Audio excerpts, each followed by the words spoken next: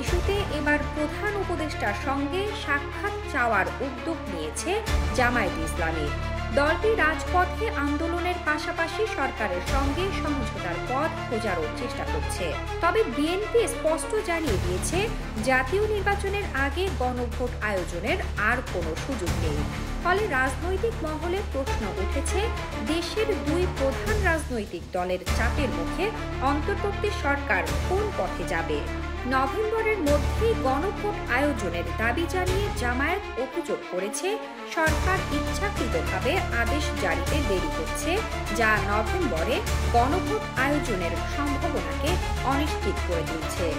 দলটির হুঁশিয়ারি, সরকার যদি আরও বিলম্ব করে তাহলে তারা কঠোর প্রতিক্রিয়া জানাবে এবং নতুন কর্মসূচি ঘোষণা করবে। একটি জাতীয় দৈনিকের প্রতিবেদনে বলা হয়েছে, জামায়াতের এক শীর্ষ নেতা অভিযোগ করেছে, সরকার একটি নির্দিষ্ট দলের প্রতি পক্ষপাতমূলক আচরণ করছে। এতে নিরপেক্ষ নির্বাচন আয়োজন কঠিন হয়ে পড়বে এবং সরকারের প্রতি জনগণের আস্থা কমে যাবে।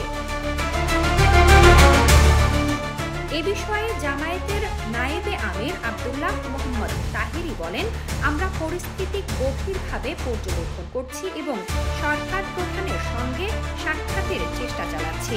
জামায়াত ঐক্যমত্য কমিশনের প্রস্তাবসমূহের পূর্ণ বাস্তবায়ন চায়। কেউ এই পথে বাধা দিলে আমরা মাঠে থাকব। অন্যদিকে বিএনপির মহাসচিব মির্জা ফখরুল ইসলাম আলমগীর বলেন, জাতীয় নির্বাচনের আগে গণভোট আয়োজনের কোনো সুযোগ নেই। গণভোট হবে নির্বাচনের দিনই, একটি ব্যালটে গণভোট, আরেকটি ব্যালটে জাতীয় সংসদ নির্বাচন।